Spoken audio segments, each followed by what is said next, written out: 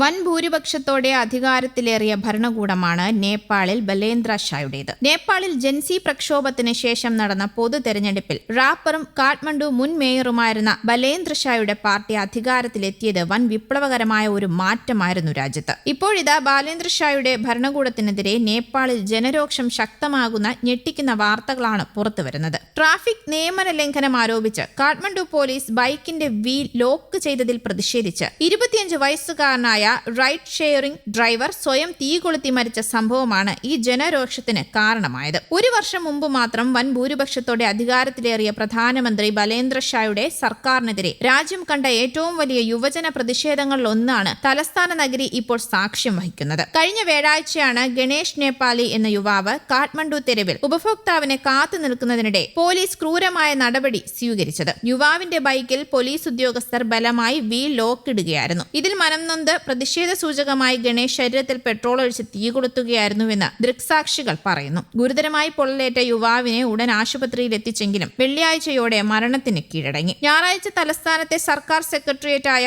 സിഹന്ദർബാറിന് മുന്നിൽ നൂറുകണക്കിന് ആളുകളാണ് പ്രതിഷേധവുമായി അണിനിരുന്നത്. പാവപ്പെട്ടവർക്കെതിരെയുള്ള ക്രൂരത അവസാനിപ്പിക്കുക, മനുഷ്യാവകാശങ്ങളെ മാനിക്കുക തുടങ്ങിയ മുദ്രാവാക്യങ്ങൾ എഴുതിയ പ്ലക്കാർഡുകളുമായാണ് പ്രതിഷേധക്കാരെത്തിയത്. നിയമവിരുദ്ധമായ അറസ്റ്റുകൾ നിർത്തലാക്കണമെന്നും ബലേന്ദ്ര ഷാ സർക്കാർ കുടിയൊഴിപ്പിക്കുന്ന ചേരി നിവാസികൾക്ക് പുനരധിവാസം ഉറപ്പാക്കണമെന്നും അവർ ആവശ്യപ്പെട്ടു. 2022 ബലേന്ദ്ര ഷാ കാഠ്മണ്ഡു മേയറായി തിരഞ്ഞെടുക്കപ്പെട്ടതു മുതൽ മെട്രോപൊളിറ്റൻ പോലീസിന്റെ സമീപനം കൂടുതൽ ആക്രമണോത്സുകമായി മാറിയെന്നാണ് നേപ്പാളി മാധ്യമങ്ങൾ റിപ്പോർട്ട് ചെയ്യുന്നത്. വഴിയോര കച്ചവടക്കാരെയും താൽക്കാലിക മാർക്കറ്റുകളെയും നഗരത്തിൽ നിന്ന് അടിച്ചമർത്തുന്ന നയമായിരുന്നു മേയറായിരിക്കെ ബലേന്ദ്ര ഷാ സ്വീകരിച്ചിരുന്നത്. നദീതീരങ്ങളിലെ ചേരികൾ ഒഴിപ്പിക്കാനുള്ള അദ്ദേഹത്തിന്റെ കടുത്ത തീരുമാനങ്ങൾ പലപ്പോഴും വൻ സംഘർഷങ്ങളിലാണ് കലാശിച്ചത്. ഇത് നഗരത്തിലെ ഏറ്റവും പാവപ്പെട്ട ജനങ്ങളോട് ഭരണകൂടത്തിനുള്ള മാനുഷിക പരിഗണന ഇല്ലായ്മയെ തുറന്നു കാട്ടുകയായിരുന്നു. പ്രാദേശിക ഭരണകൂടവും മെട്രോപൊളിറ്റൻ പോലീസും തങ്ങളുടെ ഭരണഘടനാപരമായ അതിർവരമ്പുകൾ ലംഘിച്ച് പ്രവർത്തിക്കുകയാണെന്ന് നിയമവിദഗ്ധർ വരെ ചൂണ്ടിക്കാണിക്കുകയും ചെയ്തു. ജൂണിൽ ബലേന്ദ്ര ഷാ പാർലമെന്റിൽ നടത്തിയ ഒരു പ്രസ്താവന നേപ്പാളിൽ വലിയ രാഷ്ട്രീയ കൊടുങ്കാറ്റിനും തിരികൊളുത്തിയിരുന്നു. ഇന്ത്യയും നേപ്പാളും തമ്മിലുള്ള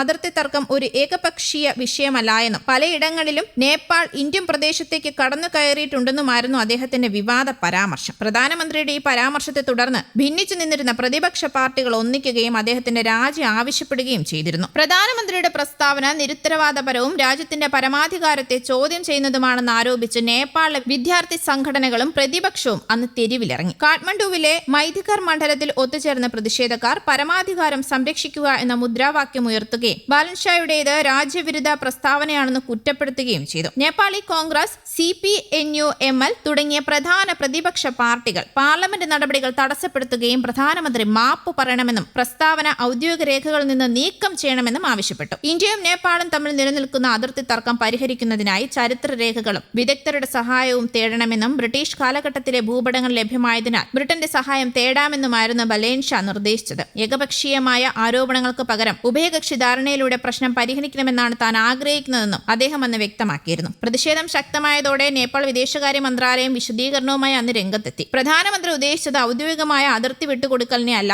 മറിച്ച് ദാസ്ഗജ പ്രദേശത്തെ പ്രാദേശികമായ കയ്യേറ്റങ്ങളെയും പ്രകൃതിദത്തമായ കാരണങ്ങളാൽ അതിർത്തിയിലുണ്ടാകുന്ന മാറ്റങ്ങളെയുമാണെന്ന് മന്ത്രാലയം വ്യക്തമാക്കി. അതേസമയം ബലേന്ദ്ര ഷായുടെ ഈ നിർദ്ദേശത്തോട് രൂക്ഷമായാണ് ഇന്ത്യ പ്രതികരിച്ചത്. അതിർത്തി തർക്കങ്ങളിൽ ഒരു മൂന്നാം കക്ഷിക്കും സ്ഥാനമില്ലെന്ന് ഇന്ത്യൻ വിദേശകാര്യ മന്ത്രാലയം അന്ന് വ്യക്തമാക്കിയിരുന്നു. മുൻ റാപ്പറും എഞ്ചിനീയറുമായിരുന്ന ബലേന്ദ്ര ഷാ പരമ്പരാഗത രാഷ്ട്രീയ പാർട്ടികളെ വെല്ലുവിളിച്ചുകൊണ്ടാണ് രാഷ്ട്രീയത്തിൽ ഉയർന്നു വന്നത്. രാജ്യത്തുണ്ടായ വലിയ പ്രതിഷേധങ്ങളുടെ തരംഗത്തിലാണ് അദ്ദേഹം പ്രധാനമന്ത്രി പദവിയിലേക്ക് എത്തിയത്. പ്രതിഷേധങ്ങളുടെ അധികാരത്തിലെത്തിയ അദ്ദേഹം ഇപ്പോൾ സ്വന്തം പ്രസ്താവനകളുടെയും പ്രവൃത്തികളുടെയും പേരിൽ കടുത്ത രാഷ്ട്രീയ പ്രതിസന്ധി നേരിടുകയാണ് എന്നത് പ്രധാന വസ്തുത.